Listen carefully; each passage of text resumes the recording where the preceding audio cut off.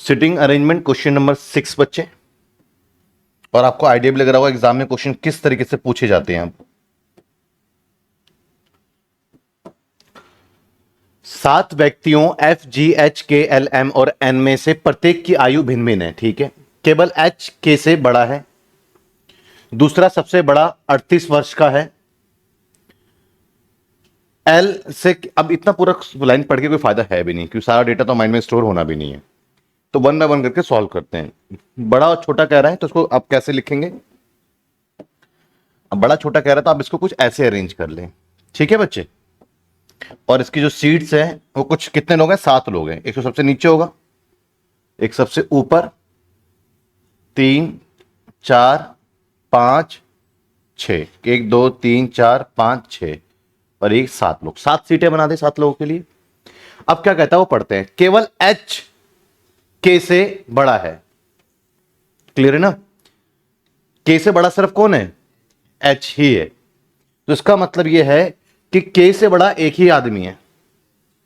के से बड़ा एक ही आदमी है, तो मुझे के को यहां लाना पड़ेगा। तो केवल एच के से बड़ा है। अगर मैं के को नीचे रखता ना, जैसे यहां रखता, तो एच हो जाता, लेकिन और भी लोग उससे बड़े हो जाते। ये बात समझ में आई आपको? तो आप सबसे बड़ा है अगर ये बोले तो इसका मतलब है कि आपके पास में के और ये एच, तो यहां पर केवल एच ही के से बड़ा होगा। ये बात कंफर्म है? केवल एच के से बड़ा है, दूसरा सबसे बड़ा 38 वर्ष का है। दूसरा सबसे बड़ा का मतलब ये होता है कि टॉप से सेकंड हाईएस्ट। जैसे जो आपकी क्लास में सेकंड आता है ना, उसको क्या बोलते हैं? दूसरा सबसे बड़ा। क्लियर है बच्चे? तो ये कितने वर्ष का है? 38 वर्ष का है। तो भैया चलो इसके बारे में तो कंफर्म हो गया, 38 वर्ष का है। एल से केवल 3 व्यक्ति छोटे हैं। एल से केवल 3 व्यक्ति छोटे हैं, तो 1 2 3, एल को ऊपर कर दूंगा तो ज्यादा बंदे छोटे हो जाएंगे। तो यहां पर कौन हो गया? एल हो गया। और एल से केवल 3 व्यक्ति छोटे हैं, एल की भी सीट कंफर्म हुई। एम केवल एन से बड़ा है। एम सिर्फ एक ही से बड़ा है। किससे? एन से बड़ा है। कौन? एम। तो एम यहां पर केवल एन से बड़ा है। अगर एम को यहां ले आता तो 2 लोगों से बड़ा हो जाता। ये बात समझ में है आपको? एम केवल एन से बड़ा है। अगर मैं एम को ऊपर बिठाता ना बच्चे, अगर मैं एम को ऊपर बिठाता तो क्या होता? फिर ये 2 लोगों से बड़ा हो जाता है। एम केवल एन से बड़ा है। एम की आयु के की आयु से आधी है। एम की आयु के की आयु की आधी है। ठीक है, एम की आयु के की आयु की आधी है। एफ की आयु 36 वर्ष है। एफ कहां है? एफ तो है ही नहीं, कहीं पे दिख ही नहीं रहा। अभी 2 सीटें खाली हैं, बिठाना बाकी है। एफ की आयु 36 वर्ष की है। एल की आयु 10 की गुणज है। एल की आयु क्या है? 10 की गुणज है, मतलब कि 10 से कंप्लीटली डिवाइड हो जाएगा। क्लियर है बच्चे? तो 10 से गुणा में 10 से कंप्लीटली डिवाइड होगा। तो के और एल की आयु का योग कितना है? तो के और एल की एज का क्या पूछ रहा है आपसे? सम पूछ रहा है। अभी 2 लोग कौन कौन से रह गए यहां पे बच्चे?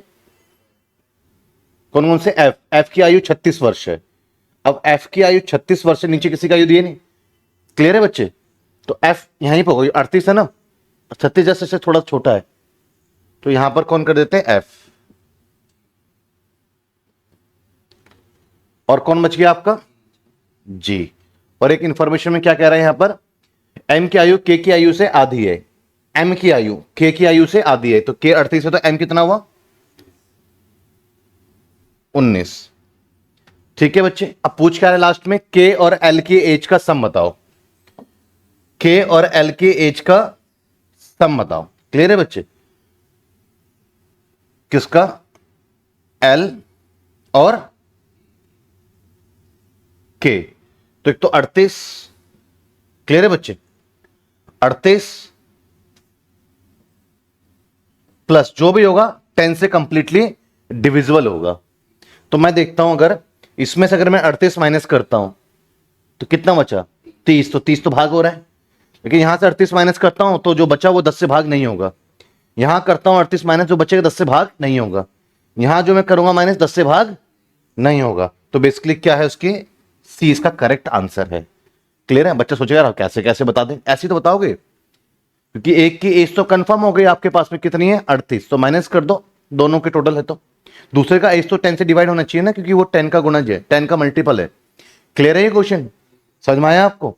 तो देखिए 2024 में आपका स्टेनोग्राफर में आपका रीजनिंग का क्वेश्चन पूछा गया है। तो सिटिंग अरेंजमेंट का सवाल कुछ स्टेनोग्राफर के अंदर जो प्रीवियस ईयर आया हुआ है कुछ ऐसा आया हुआ है। हाँ जी बच्चे, तो क्वेश्चन आपके सामने, K L M W X Y और जेड ने एक परीक्षा में अलग अलग अंक प्राप्त किए। देखो स्टेनोग्राफ 2024 में ये क्वेश्चन आपके एग्जाम में आया हुआ क्वेश्चन है, अभी लास्ट ज्यादा टाइम हुआ नहीं आपका, दिसंबर का ये, तो 7-8 महीने पहले बच्चों ने इस क्वेश्चन को फेस किया है।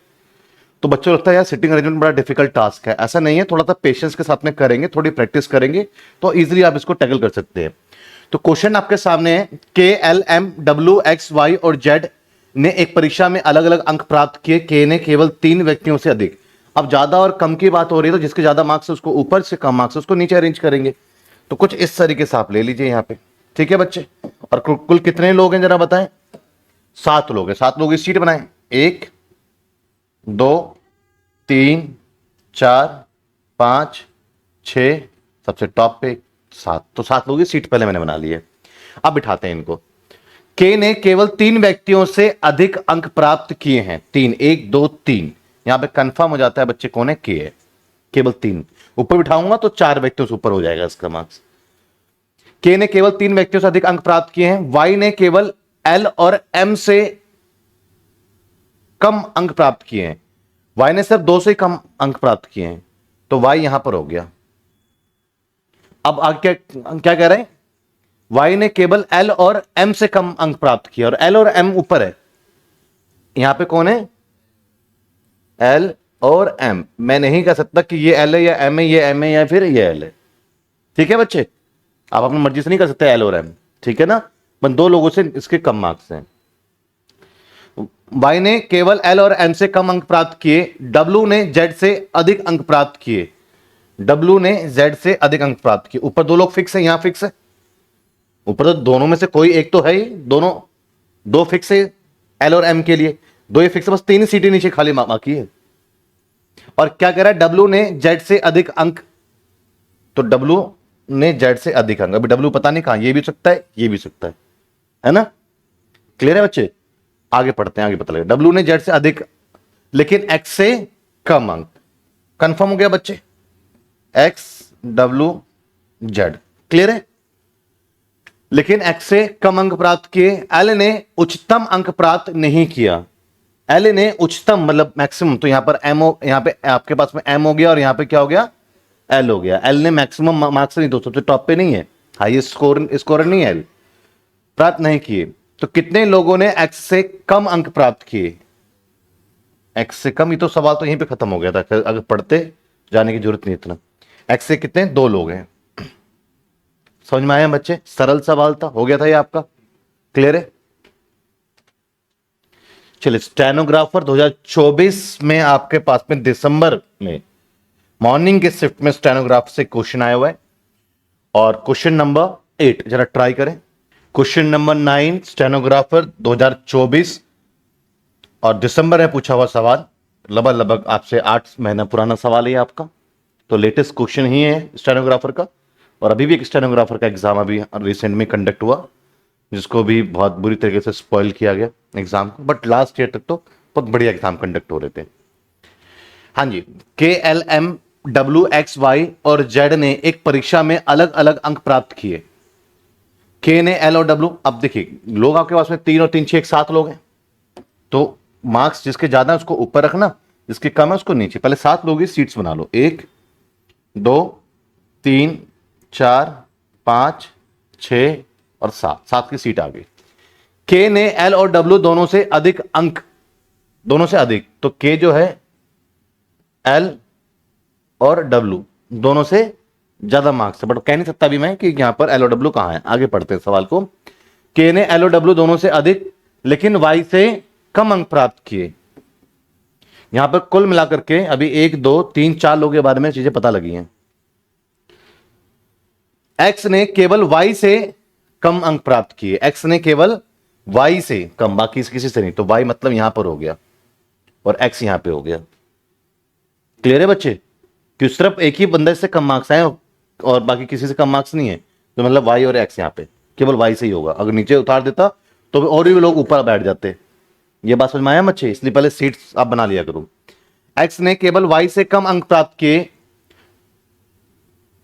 ना तो l और ना ही m ने सबसे कम अंक प्राप्त किए। l और m यहां नहीं है, यहां l और m यहां पर नहीं है।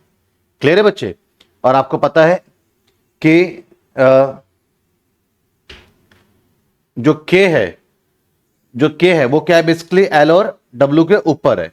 तो l तो यहां पर ही, l के ऊपर कितने लोग होंगे? यहां पे l के ऊपर देखा जाए तो एक दो लोग तो कंफर्म है l के ऊपर, और एक w भी हो सकता है। तो अभी आगे पढ़ते हैं। ना m से कम अंक प्राप्त किए, z ने l से अधिक अंक प्राप्त किए। z ने l से अधिक अंक प्राप्त किए, तो अब जो है z भी l से ऊपर हो गया। तो अब l से ऊपर कितने लोग हो गए? यहां पर 3 लोग तो कंफर्म हो गए। एक ही भी हो सकता है 4, 1 2 3। हाँ y तो आ ही गया, ठीक है ना, y आ गया, 2 ही लोग हैं। अभी आगे पढ़ते हैं। z ने l से अधिक लेकिन m से कम अंक प्राप्त किए। z ने m से कम अंक प्राप्त किए। सिचुएशन किसी की भी क्लियर नहीं है अभी यहां पर। z ने m से कम अंक प्राप्त किए, k ने m से अधिक अंक प्राप्त किए। k ने y k था ना, k ने m से ज्यादा अंक प्राप्त किए। क्लियर है बच्चे? समझ में आया आपको? k ने m से ज्यादा अंक प्राप्त किए, तो m यहां पर आ गया।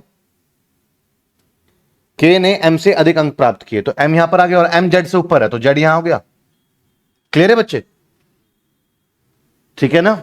अब l और w की, तो यहां पर अगर बात करता हूं मैं, अगर मैं l भी लेता हूं तो ऊपर कितने लोग हैं? 1 2 3 लोग हैं। तो 1 2 3 लोगों पर 2 तो सीटें आप एलिमिनेट कर दो, और l सबसे नीचे आप रख नहीं सकते हो। l सबसे नीचे आप रख नहीं सकते, तो मतलब कि l आपका कहां पर है? यहां पर है। क्लियर है? l से ऊपर कौन है? z m k। क्लियर है बच्चे? और कौन बच गया यहां पर आपका? के एल हो गया ना, W। क्लियर है? तीसरे सबसे कम अंक किसने प्राप्त किया? तीसरा सबसे कम नीचे से, मतलब तीसरा कम मतलब नीचे से तीसरा, 1 2 3 Z ने। बी इसका करेक्ट आंसर है। क्लियर है बच्चे? भाई समझ में आ रही चीजें? क्लियर है ना? 5 कार हैं, तो 5 लोगों की पहले आप क्या करें? सीट बना लें। 1 2 तो बन गया, 3 4 5, 1 2 3 4 5, ठीक है। C1 की चाल केवल एक कार से अधिक है, सिर्फ एक कार से अधिक है C1, तो C1 यहां पर आएगा तभी एक कार से ज्यादा होगा। C1 की चाल केवल एक कार से अधिक है। C5 की चाल 4 कारों से अधिक है। C4 से तो C5 यहां पर हो गया बच्चे, ये तो बड़ा बेसिक सवाल है ना? 4 से अधिक तो यही होगा। C5 की चाल 4 कारों से अधिक है। C4 की चाल C1 से अधिक, C4 C1 से तो अधिक है, लेकिन C3 और C5 से कम है। C3 और C5 से कम है, तो C1 तो ये रहा है ना, तो C4 हो गया यहां पर। C5 अपनी जगह पहले बैठा हुआ है, तो यहां पे C3 हो गया। बचा कौन? C2। कितने कारों की चाल C3 की चाल से कम है? 1 2 3, तो इसका आंसर क्या है? C। आसान सवाल है बच्चे, तो काफी बेसिक सवाल हो गया, तो बच्चों वाला सवाल हो गया।